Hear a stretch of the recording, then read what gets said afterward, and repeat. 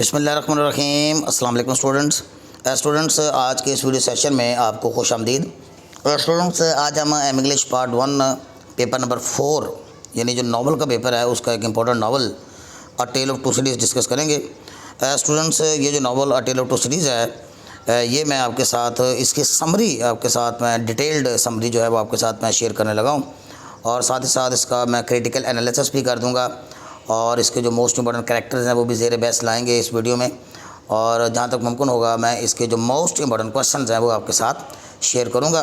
Students, इस video की जो ख़ास बात है मैं आपके साथ पहले वो शेयर कर लूँ, वो ये है कि इसमें जितना भी मैंने मटेरियल इस्तेमाल किया है, जो सेंटेंसेस मैंने आपके लिए सिलेक्ट किए हैं वो आसान और ईजी सेंटेंसेस यानी ईजी टू लर्न है और ईजी टू रिप्रोड्यूस है।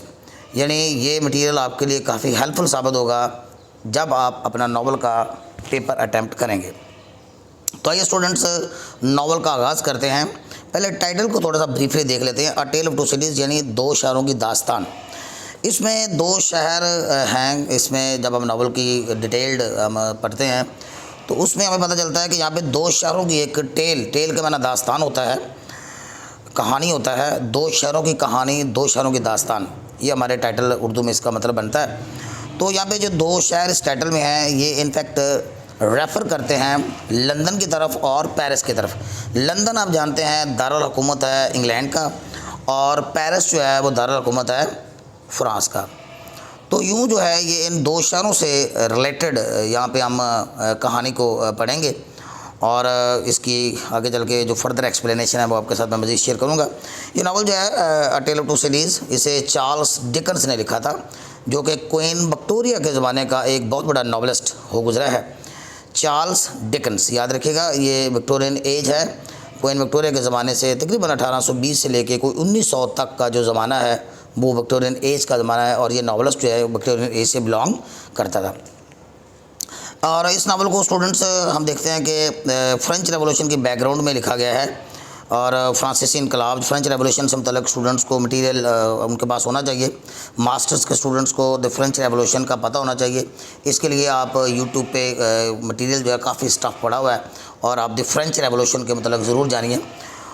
बहरहाल इस नावल में फ्रेंच रेवोल्यूशन को नहीं डिस्कस किया गया, यानी फ्रांसीसी इनकलाब जो है उसको डिस्कस नहीं किया गया, बल्कि वैसे ही मज़ालम और ऐसी जो क्रूलिटीज़ है जिनका तल्लुक़ फ्रेंच रेवोल्यूशन से था उनको थोड़ा सा इसकी बैकग्राउंड पे रखा गया है। यानी यहाँ पे हम देखते हैं कि इस नावल में हम ये कह सकते हैं कि this novel has been written in the background of the French revolution. यानी ये फ्रेंच रेवोल्यूशन से मुतल्लक़ नहीं है, लेकिन फ्रेंच रेवोल्यूशन का एक अक्स हमें यहाँ पे थोड़ा सा राइटर ने दिखाया है, क्योंकि जिस तरह की जो क्रूलिटीज़ थी, जिस तरह के जो एट्रोसिटीज़ थी, जिस तरह के जो मज़ालम थे that were commonly seen in during the French revolution, उनका थोड़ा सा यहाँ पे कुछ हवाला जो है वो दिया गया है।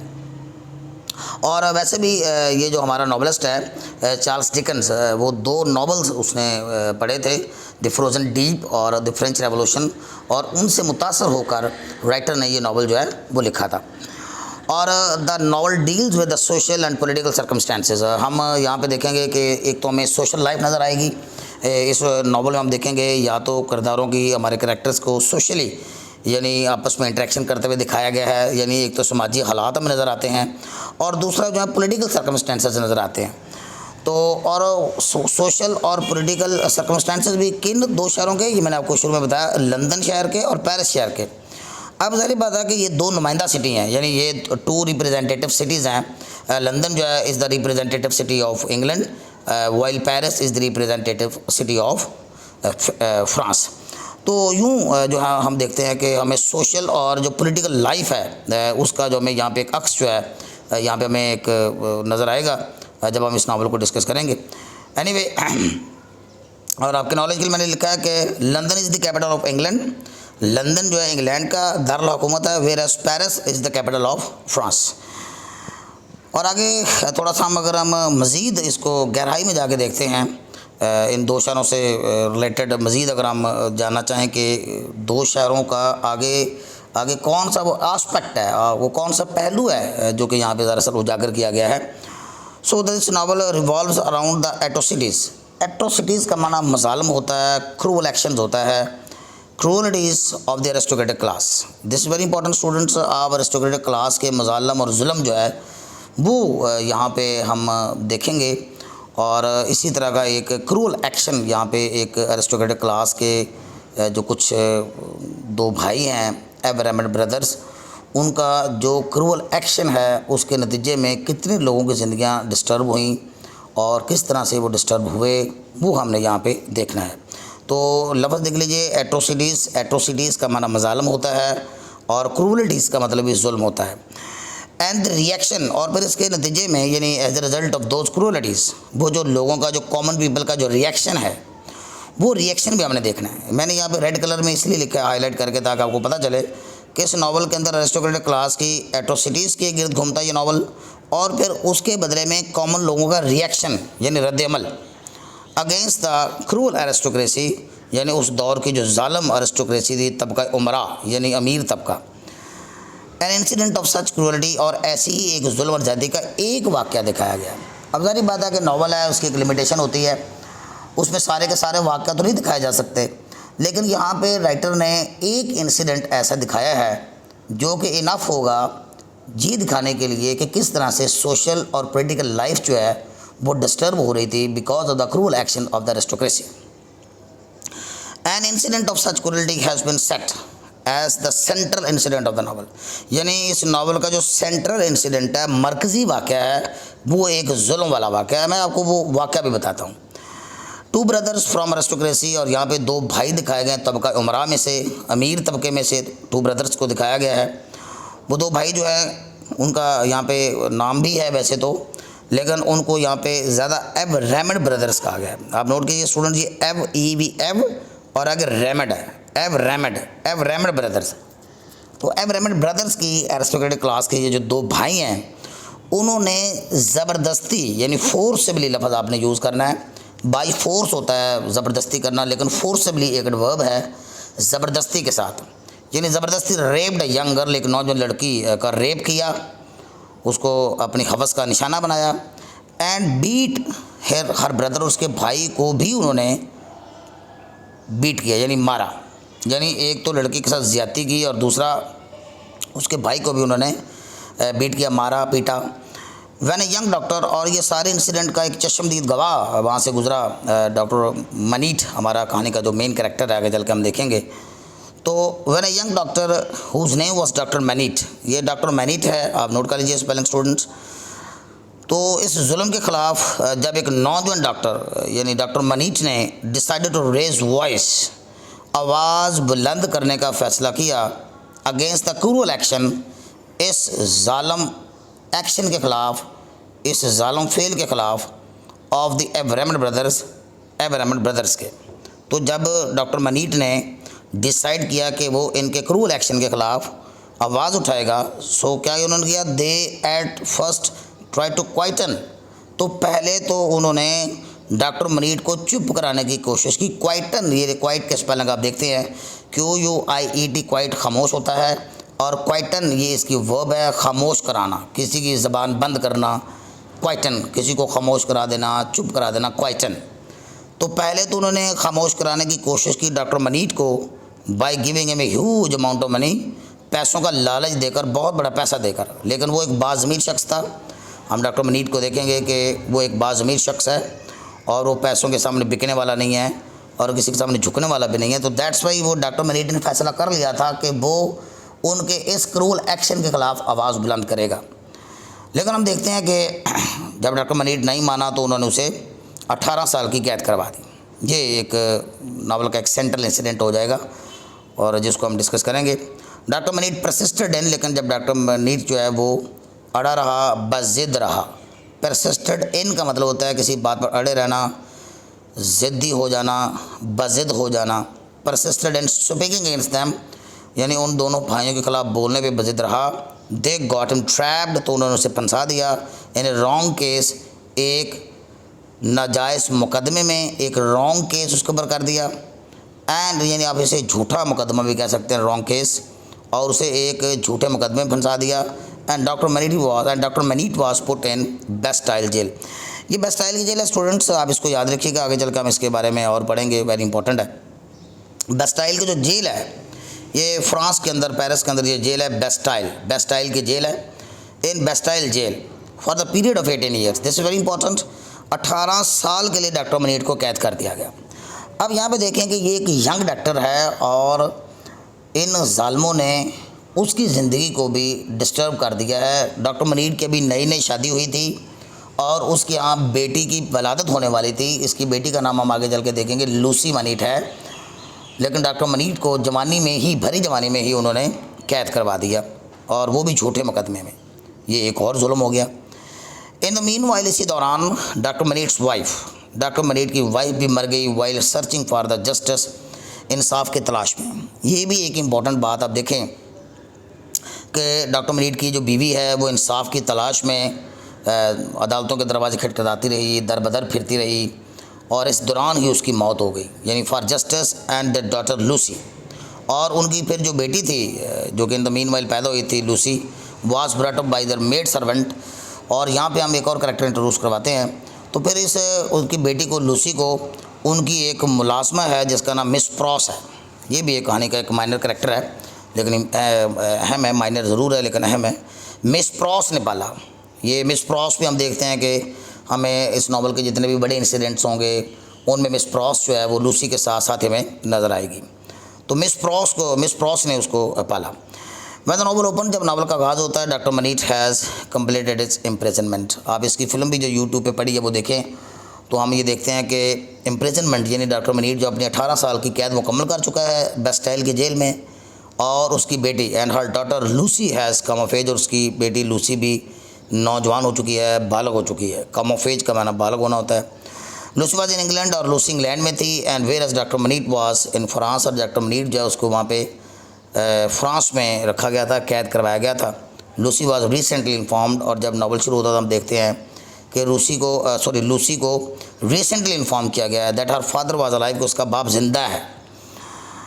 अब एक ऐसे शख्स के बारे में कि जिसके बारे में ये सपोज कर लिया जाए कि उसकी डेथ हो चुकी होगी, और उसके बारे में जब उसकी बेटी को इत्तला दी गई कि उसका बाप मरा नहीं बल्कि अभी भी अलाइव है, ज़िंदा है, तो ये लूसी के लिए ऐसे ही था जैसे कब्र से कोई मुर्दा उखाड़ने के लिए जा रहा हो।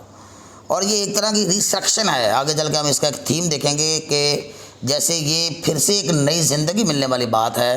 किसी के बारे में आपने सपोज़ किया हुआ हो कि वो मर गया है और बाद में पता चले कि नहीं वो ज़िंदा है और उसको आप लेने के लिए जा रहे हैं, तो आपकी थॉट्स जो हैं किस तरह वो चल रही होंगी, आप इसका अंदाज़ा लगा सकते हैं। तो लूसी भी ये सोच रही थी कि उसका बाप जो है वो अभी ज़िंदा है और वो मरा नहीं है, तो इसी तरह की सोच उससे में भी आ रही थी। So Lucy along with some of our near and dears, तो लूसी अपने कुछ करीबी दोस्तों और अजीज़ों के साथ, 3-4 लोग थे। मिस प्रॉस थी, एक टेल्सन बैंक का नुमाइंदा था मिस्टर लॉरी, वो भी साथ था, और 1-2 लोग और थे, और लूसी भी। ये सारे पेरिस चले गए and brought our father back to England, और अपने बाप को वो इंग्लैंड वापस ले आई। अब यहाँ पे जब बेटी एक बिछड़े हुए बाप से 18 साल बाद मिली है और 18 साल बाद जो है बाप अपनी बेटी को मिला है, तो ये एक इमोशनल मीटिंग होगी। यकीनन आप यूट्यूब पे पड़ी फिल्म को भी देखें तो इसमें आप देखते हैं कि एक इमोशनल मीटिंग थी।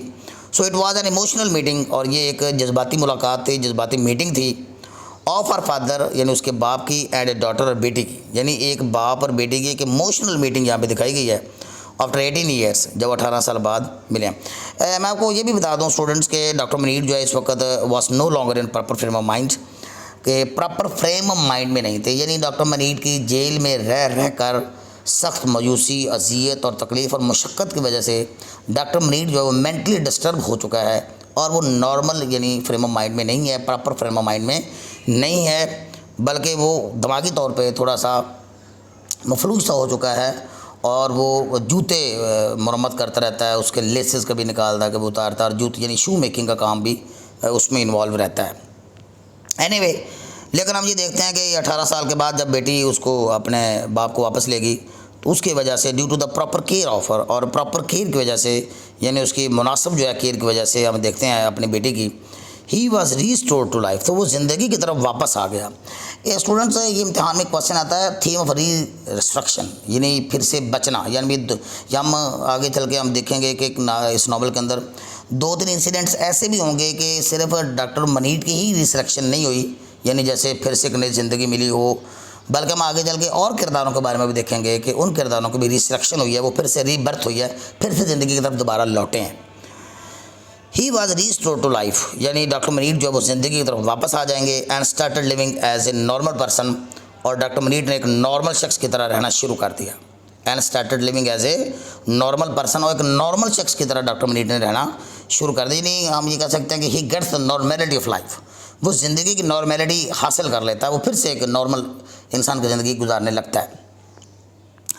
और अब चूँकि ये किरदार सारे वापस आ गए हैं, लंदन आ गए हैं, और या पेरिस की बात करते हैं, पीछे पेरिस की, बैक इन पेरिस, चूँकि ये मैंने आपको बताया कि टेल ऑफ टू सिटीज यानी दो शहरों की ही दास्तान है। तो कभी हम देखेंगे कि हमारा जो इस नावल का एक्शन है कभी पेरिस का दिखाया जाता है और कभी नावल का एक्शन जो है वो लंदन का दिखाया जाता है। तो कहानी यानी पेरिस और लंदन, यानी हमारे करैक्टर्स भी हम देखेंगे कि वो मूव करते हुए नजर आएंगे, कभी पेरिस और कभी पेरिस से लंदन और कभी लंदन से Paris. Back in Paris Charles Darnay, ये चार्ल्स डार्ने है हमारी कहानी का जो पहला हीरो है, ये वेरी इंपॉर्टेंट कैरेक्टर है, इसको हम डिस्कस करते हैं।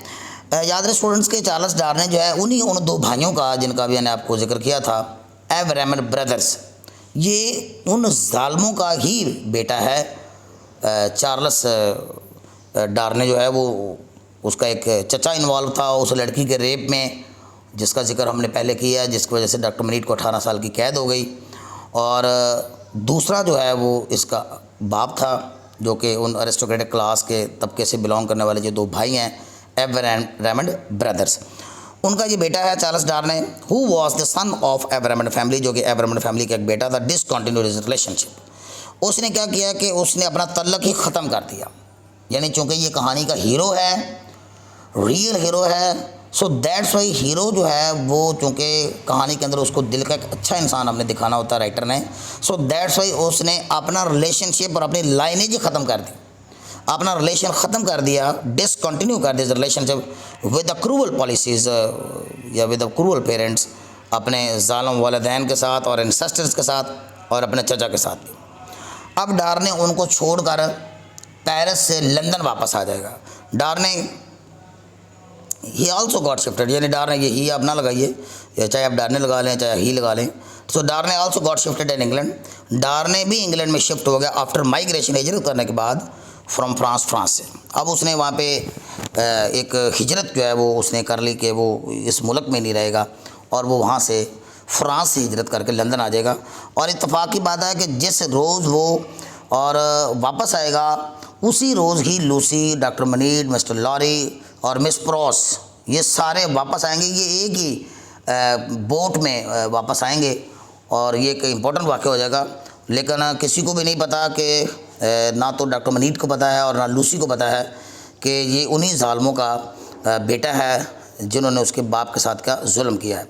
ही started his career as a French tutor in London, और फिर वो लंदन में आ गया, और लंदन में आकर उसने एक फ्रांसीसी ट्यूटर यानी ट्यूशन पढ़ाने वाला जो है ट्यूटर कहलाता है, उसके साथ के तौर पर, एक ट्यूटर के तौर पर अपना करियर का आगाज़ किया और ईमानदारी और हलाल की रोज़ी कमाने लगा। बट ही वॉज कॉट, लेकिन उसे पकड़ लिया गया, उसे गिरफ़्तार कर लिया गया because of an allegation of treason. लेकिन चूँकि वहाँ पे मैंने आपको बताया कि उस दौर के जो पॉलिटिकल हालात थे और सियासी हालात जो थे और समाजी हालात जो थे वो सही नहीं थे, सो दैट्स वाई एलिगेशन उसके ऊपर लग गया ट्रेजन का, गद्दारी का, कि यह गद्दार है, और इसीलिए उसे गिरफ़्तार कर लिया गया। सी बिकॉज ऑफ एन एलिगेशन, यानी एक इल्ज़ाम की वजह से, ऑफ ट्रेजन, गद्दारी के। But because of the advocate, लेकिन एक एडवोकेट यहाँ पे वो करेगा, एडवोकेट है मिस्टर स्ट्राइवर, ये भी इंपॉर्टेंट कैरेक्टर है। मिस्टर स्ट्राइवर ये वकील है कहानी का, और ये मिस्टर स्ट्राइवर जो है उसके एडवोकेसी पर Charles Darnay was given the benefit of the doubt.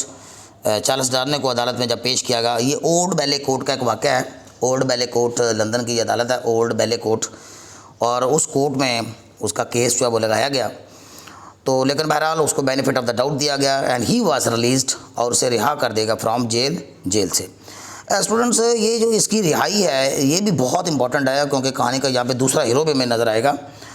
सिर्फ वकील का ही, मिस्टर स्ट्राइवर का ही किरदार नहीं है, ये जो मैंने आपको वकील बताया मिस्टर स्ट्राइवर, इसका ही किरदार नहीं है, रोल नहीं है चार्ल्स डार्ने को अदालत से रिहा कराने में, बल्कि कहानी का एक और इम्पॉर्टेंट कैरेक्टर है जो कि आगे चल के आपको बताता हूँ, सिडनी कार्ल्टन। ये हमारी कहानी का दूसरा हीरो है, और सिडनी कार्ल्टन नामी हीरो और चार्ल्स डार्ने की एक मुश्तरका बात आप याद रख लीजिए कि दोनों की शक्ल मिलती है, यानी दे फिजिकली रिजेंबल ईच अदर, वो एक दूसरे से मुशाबह हैं, उनकी शक्ल मिलती है।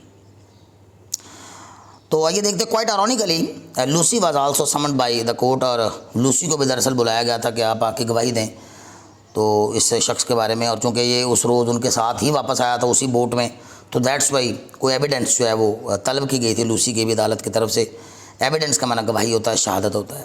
In fact the person behind his release, दरअसल इस शख्स की रिहाई में जो शख्स इन्वॉल्व था वो पीछे सिडनी कार्टन था, who was the assistant of mister striver, जो कि वकील मिस्टर स्ट्राइवर का असिस्टेंट था। आप यहाँ पे स्टूडेंट्स नोट कर लीजिए कि किस तरह से सिडनी कार्टन की चार्ल्स डार्ने की रिहाई हुई है, और जिस तरह से ये रिहाई हुई है, ओल्ड बैले कोर्ट में वहाँ पे बैठी जो ऑडियंस थी उनको यकीन था कि इसे सज़ाए मौत दी जाएगी, लेकिन उसे सज़ाए मौत नहीं हुई और उसे रिहा कर दिया गया। याद रहे स्टूडेंट्स के गद्दारी की सज़ा उस ज़माने में वहाँ पे सज़ाए मौत दी जाती थी। तो ये भी एक तरह से रिस्ट्रक्शन है, यानी हम देखते हैं कि पहले भी मैंने आपको बताया कि इसका जो थीम रिस्ट्रक्शन वाला है, रीबर्थ वाला है, ये मौत के मुंह से बाल बाल बचा है, इसे सजाए मौत होते होते रह गई है। सो दैट्स वाई ये भी एक रिस्ट्रक्शन और रीबर्थ का ही सीन है। The important thing between these two heroes, और ये जो कहानी के दो हीरो हमारे सामने आए हैं, चार्ल्स डार्ने और सिडनी कार्टन, ये सिडनी कार्टन हीरो नंबर 2 है और डार्ने को आप हीरो नंबर 1 कह लें। इन दोनों के दरमियान जो एक मुश्तरक चीज़ है वो ये है कि Charles Darnay and Sydney Carton was bore the close resemblance with each other. यहाँ पे आप लोग बस बोर लिखेंगे, यानी बी की सेकंड फॉर्म है बोर, BORE, बोर, बियर, और एक दूसरे से वो मुशाबह भी थे। जुमला आप यूँ भी कर सकते हैं, Charles Darnay and Sydney Carton bore, ये BORE बोर आप लोग यूज़ करेंगे, बियर की सेकंड फॉर्म है, यानी bore there close resemblance with each other, यानी एक दूसरे से वो मुकम्मल तौर पे मुशाबा थे। Sydney carton was a very wise, और सिडनी कार्टन के बारे में हम आगे चल के भी देखेंगे कि वो बहुत एक वाइज है, बड़ा अक्लमंद शख्स है, और उसी की अक्ल पर मबनी दलाइल की वजह से ही ये रिहाई सिडनी चार्ल्स डार्ने की मुमकिन हुई थी। Was very wise and had a mastermind, और एक मास्टर माइंड बंदा था, but he was disappointed in life, और ज़िंदगी में वो बहुत मायूस था, and addicted to heavy drinking, और यही वजह है कि वो हैवी ड्रिंकिंग करता है, शराब बहुत पीता है, एक हैबिचुअल ड्रिंकर है और शराब पीता है ज़िंदगी में मायूसी की वजह से। लेकिन बहरहाल ये भी हीरो है, क्योंकि कहानी का ये भी एक किरदार है जो कि बड़े अच्छेपन का मुजाहरा करता है, दिल का बहुत अच्छा है। With the passage of time, वक्त गुजरने के साथ साथ हम देखते हैं डार्ने गॉट इन्वॉल्व। आगे चल के हम देखेंगे कि डार्ने जो है, चूँकि लूसी ने कोर्ट में गवाही दी थी, एविडेंस दी थी, सो दैट्स वाई वो उनके घर उनका शुक्रिया अदा करने के लिए जाता है, तो वहाँ से उनका मोहब्बत का एक सिलसिला जो है वो शुरू हो जाता है। डार्ने गॉट इन्वॉल्व, डार्ने मुलवस हो गया इन लव यूनियन, मोहब्बत के तलक में with Lucy, and both of the married each other, और दोनों ने वक्त गुजरने के साथ साथ हम देखते हैं कि शादी करने का फ़ैसला कर ले, उनकी शादी कर भी दी गई। अच्छा, प्रायर टू देयर मैरिज, ये प्रायर के स्पेलिंग स्टूडेंट देख लेगा, PR के बाद यहाँ पे I भी है, प्रायर टू होता है से पहले, प्रायर टू देयर मैरिज, शादी से पहले, nobody knew the real identity of Charles Darnay, किसी को भी चार्ल्स डार्ने की असलियत का या असल शनाख्त का पता नहीं था, but marriage had taken place, लेकिन शादी अब हो चुकी थी। तो डॉक्टर मनीट को जब पता चला, सो डॉक्टर मनीट वाज, और डॉक्टर मनीट हम जानते हैं कि उसको बहुत ज़्यादा झटका लगा जब उसे पता चला कि ये तो उन्हीं ज़ालमीन का बेटा है, उन ज़ालमों का बेटा है जिन्होंने लड़की के साथ रेप किया था, उसके भाई को पनिश किया था, और डॉक्टर मनीट को एक नाजायज़ मुकदमे में फंसा कर, एक झूठे मुकदमे में फंसा कर 18 साल जेल करवा कर उसकी ज़िंदगी बर्बाद कर दी। उसका जवानी का सारा दौरानिया जेल में गुजर गया। तो ये इस तरह से उसको बड़ा झटका लगा कि ये अब उसका दामाद है। एट द रेवलेशन इंकशाफ पर डार्नेस बैकग्राउंड, जब उसे डार्ने की बैकग्राउंड का पता चला तो वो इस इंकशाफ पे बहुत परेशान हुआ और हैड टू एक्सेप्ट हिम, लेकिन उसे कबूल करना पड़ा as a sun in law, अपना दामाद। नो डाउट डार्ने पोजेस्ड सम हीरो क्वालिटीज़, हम ये भी जानते हैं कि इसमें डार्ने का भी कोई कसूर नहीं है। डार्ने का जो अंकल है यानी और उसका जो वालिद है वो जालिम थे एरिस्टोक्रेटिक क्लास में से, लेकिन वो हीरो क्वालिटीज़ का मालिक है। But he was a little careless and youngster, लेकिन हम ये देखते हैं कि वो एक केयरलेस किस्म का नौजवान है। आगे चल कर हम ये भी देखते हैं कि वो एक बार फिर मुसीबत में फंस जाएगा। और यहाँ पे देखते हैं on the request of their farmer servant, ये एक गेबल नामी करेक्टर यहाँ पे मैंने मुतारफ़ करवाया। गेबल जो है ये उनका एक मुलाज़म था किसी ज़माने में, तो उस गेबल ने यहाँ पे स्टूडेंट्स फुल स्टॉप लगा लीजिएगा, ये जुमला यहाँ पे ख़त्म होता है आगे ये सेपरेट जुमला है। तो गेबल नामी उसका जो सर्वेंट है उसने डार्ने से रिक्वेस्ट की कि वो पेरिस आए और पेरिस आकर उसकी कुछ हेल्प करे। तो डार्ने जो है चूँकि हीरो है कहानी का, मैंने आपको बताया, और वो इस तरह के हेल्प करने के लिए जब उनको पुकारा जाता है तो हीरो पहुंच जाता है। सो डार्ने हैड टू, लिहाजा डार्ने को क्या करना पड़ा, Darnay had to go to France to help Gabelle, यानी गेबल की मदद करने के लिए उसे जाना पड़ा। और ये it was a mistake on the part of Darnay, और ये डार्ने की तरफ से गलती की जा रही थी, डार्ने से ये मिस्टेक हो रही थी। और अगर इम्तिहान में क्वेश्चन आता कि डार्ने एक ट्रेजिक करेक्टर है, चार्ल्स डार्ने, तो ज़ाहिर बात है कि जब हम एक डार्ने को ट्रेजिक करेक्टर डिस्कस करेंगे तो उसके किरदार के अंदर कोई ना कोई खामी रह जाती है, और वो खामी ये है कि वो थोड़ा सा इस लिहाज से कि केयरलेस सॉर्ट ऑफ पर्सन है। अब उसकी एक बीवी है लूसी, उसकी एक बेटी भी पैदा हो गई है, तो उसे पेरिस नहीं जाना चाहिए था क्योंकि वहाँ पे उसे पता था कि वहाँ के पॉलिटिकल हालात जो है, समाजी हालात जो है वो सही नहीं है। But it was a mistake on the part of Darnay. The circumstances in Paris, और पेरिस के जो हालात थे, had undergone a big change, और जो कि 2-2.5 साल उसे आग हो गए वहाँ से आए हुए, तो उसे वापस नहीं जाना चाहिए था। इन द मीन वाइल हालात काफ़ी हद तक वहाँ पे चेंज हो चुके थे। रेवोल्यूशनरीज़, ये इनकलाबी हैं स्टूडेंट्स, आप याद रखिएगा, इनका बहुत बड़ा रोल है, आगे चल कर हम देखेंगे। ये वो लोग हैं रेवोल्यूशनरीज़ जिन्होंने तमाम इन जो जुल्म करने वाले लोग हैं उनकी एक लिस्ट तैयार कर रखी है, और हम देखेंगे कि ये जो उनको फिर चुन कर जो है वो अपने उनके जो जुल्म थे उनका बदला लेंगे। तो रेवोल्यूशनरीज़ यानी इनकलाबी टोला कह लें या इनकलाबी कह लें, और वो वहाँ पे पावरफुल हो चुके थे तब। So revolutionaries had become powerful in Paris, वो पेरिस में ताकतवर हो चुके थे as a result of their aggressive action against the cruel aristocratic class. क्योंकि वो उन ज़ालिमीन के ख़िलाफ़ मुत्तहिद हो चुके थे, रेवोल्यूशनरीज उठ खड़े थे उनके ख़िलाफ़, और अग्रेसिव एक्शन के नतीजा में उन्होंने अग्रेसिव एक्शन जो वो लिया हुआ था उनके ख़िलाफ़, एरिस्टोक्रेटिक क्लास के ख़िलाफ़, तबका उमरा के ख़िलाफ़, अमीरों के ख़िलाफ़ जो जुल्म करते रहे थे माजी में। So they had become deadly against the aristocrats, लिहाजा ये जो रेवोल्यूशनरीज़ थे वो उनकी जान लेने की हद तक उनके ख़िलाफ़ हो चुके थे एरिस्टोक्रेट्स के। Darnay to belong to cruel aristocrat family, और हम जानते हैं कि डार्ने की जो बैकग्राउंड है, अगरचे डार्ने अब उसका उस फैमिली से कोई तल्लुक़ नहीं है, और वो अपने उस रिलेशनशिप को अपनी फैमिली के साथ अपने चचा और अपने बाप की जुल्म पर मबनी पॉलिसी की वजह से उनको छोड़ चुका है। लेकिन इसके बावजूद जो है डार्ने जब वो भी एक क्रूअल एरिस्टोक्रेट फैमिली से बिलोंग टू ज़रूरत रखता है, सो दैट्स वाई उसे भी पकड़ लिया जाएगा। अब एक बार फिर डार्ने मुसीबत में फंस जाएगा, यानी even though he had left his family, अगर जो अपनी फैमिली को छोड़ चुका था, yet the revolutionaries arrested him, लेकिन फिर भी फैमिली मतलब रेवोल्यूशनरीज ने उसको गिरफ़्तार कर लिया। अब इसकी गिरफ़्तारी का जब डॉक्टर मनीट को इल्म होगा, लूसी को इल्म होगा, मिस प्रॉस को इल्म होगा, और कहानी का जो मेन दूसरा हीरो मैंने आपको बताया सिडनी कार्ल्टन, जब उसको इस चीज़ का पता चलेगा तो उसकी बचाव के लिए लंदन से पेरिस जाएंगे। और मैं आपको बारहा बता चुका हूँ कि ये चूँकि 2 शहरों की दास्तान है, तो दैट्स वाई हमारे करैक्टर कभी लंदन से पेरिस मूव करते हुए और कभी पेरिस से लंदन मूव करते हुए हमें नज़र आएंगे। तो Lucy, doctor Manit, another relatives raised Paris, वो पेरिस पहुँचे टू रेस्क्यू डार्ने, डार्ने को रेस्क्यू करने के लिए, डार्ने को बचाने के लिए। अब मैं आपको बताता चलूँ स्टूडेंट्स के, जो कि डॉक्टर मनीट जो है उसके ऊपर भी माजी में एक बहुत बड़ा जुल्म हो चुका है, और जुल्म भी उस पर इसलिए किया गया कि डॉक्टर मनीट ने एबरहमंड फैमिली के जो 2 लोग थे जो अरिस्टोक्रेटिक क्लास से बिलोंग करते थे, उनके जुल्म के ख़िलाफ़ आवाज़ उठाने का फ़ैसला किया था, और 18 साल उसे कैद बामुशक्क़त जब वो झीलना पड़ी। तो दैट्स वाई इनकलाबी डॉक्टर मनीट की बड़ी रिस्पेक्ट करते थे।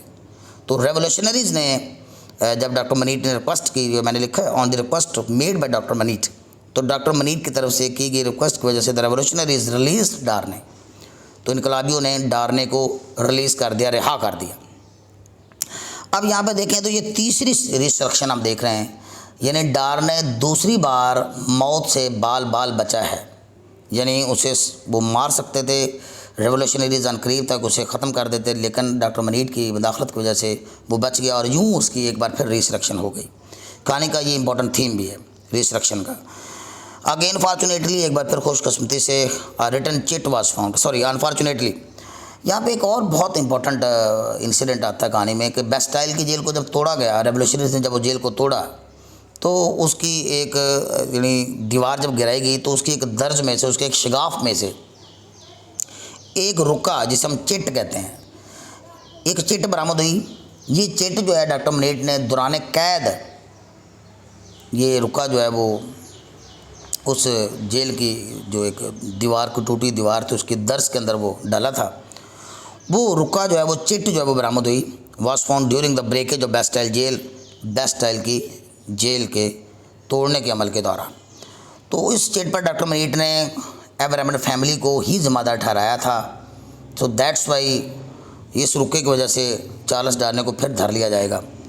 इन that chit statement mister Darnay में doctor Manette during his stay of imprisonment, यानी अपने कैद के दिनों में, had held Evremonde family responsible for his destruction. तो डॉक्टर मनीट ने उस रुके में पैगाम लिखा था कि उसकी बर्बादी का जिम्मेदारी एवरेमंड फैमिली है और इसको कभी ना छोड़ा जाए। और क्वाइट आयरॉनिकली अब एवरेमंड फैमिली का जो बेटा है वो उसका दामाद है, तो दैट्स वाई अब वो मिलिट्री के हाथ आ जाएगा, काबू आ जाएगा, यानी मिलिट्री ऑफिशियल्स जो है उसे काबू कर लेंगे, यानी रेवोल्यूशनरीज से उसकी जान बच जाएगी। लेकिन ये है कि वो जो मिलिट्री जो है ऑफिशियल जो है वो उसको डॉक्टर मनीट के ऊपर होने वाले जुल्म की वजह से और एवरेमंड फैमिली से बिलोंग होने की वजह से वो चार्ल्स डार्ने को गिरफ्तार कर लेंगे। Doctor Manette had recommended punishment, और डॉक्टर मनीट ने पनिशमेंट रिकमेंड की थी for the whole Evremonde family, पूरी एवरेमंड फैमिली के लिए। As a result of that chit, इस चिट के नतीजा में doctor Darnay was arrested again, Darnay को एक बार फिर गिरफ्तार कर लिया गया। This time he was arrested by the military official. In the light of doctor Manette's written message, और डॉक्टर मनीट के इस रिटन मैसेज की वजह से डार्ने वाज अवॉर्डेड डेथ पनिशमेंट। तो चूँकि इस फैमिली, इसका तल्लक जो है वो एक अमीर फैमिली से था, अरिस्टोक्रेटिक फैमिली से था, और अरिस्टोक्रेटिक फैमिली के ख़िलाफ़ ही चूँकि ये सारी बातें चल रही थी। सो दैट्स वाई स्टूडेंट जो क्या हुआ कि उसी की वजह से उसे सज़ाए मौत दे दी गई, यानी डार्ने वाज अवॉर्डेड डेथ पनिशमेंट, डार्ने को डेथ पनिशमेंट दे दी गई। Now the second hero of the novel Sydney Carlton, और कहानी का दूसरा हीरो मैंने आपको बताया कि सिडनी कार्ल्टन है, और इसकी शक्ल मिलती है, ये मुशाबह है। आप नोट कीजिएगा, आप इसका करैक्टर जब किसी बुक पे पढ़ेंगे तो आपको पता चलेगा कि उसकी शक्ल मुशाबह है दूसरे से, ये दोनों हीरोज़ की शक्ल मिलती है। हु लव्ड लूसी, और वो भी लूसी से किसी ज़माने मोहब्बत करता था, और डार्ने से पहले, जब यानी डार्ने की शादी लूसी से होने से पहले वो इन्वॉल्व था लूसी के साथ, and her family more than his own life, और वो लूसी और लूसी की फैमिली को सेव करना चाहता था, वो ज़्यादा प्यार करता था, अपनी ज़िंदगी से भी ज़्यादा लूसी और उसकी फैमिली से मोहब्बत करता था। Came to the rescue of Darnay, लिहाजा वो डार्ने की बचाव के लिए वहाँ पे पहुँच गया, और बड़े एक ड्रामाई अंदाज से हम देखते हैं कि ये ज़िंदगी बचाई जाएगी, यानी एक हीरो दूसरे हीरो की ज़िंदगी बचाएगा। Since he bore close resemblance, क्योंकि वो गहरी मुशाबत रखता था, ये इंपॉर्टेंट सेंटेंस है स्टूडेंट्स, याद रखिएगा। Since he bore close resemblance, क्योंकि वो गहरी मुशाबत रखता था विद डार्ने, डार्ने के साथ। Therefore he decided to lay down his life, लिहाजा उसने फैसला किया कि अपनी ज़िंदगी कुर्बान कर देगा टू सेव डार्नेस लाइफ, डार्ने की ज़िंदगी बचाने के लिए।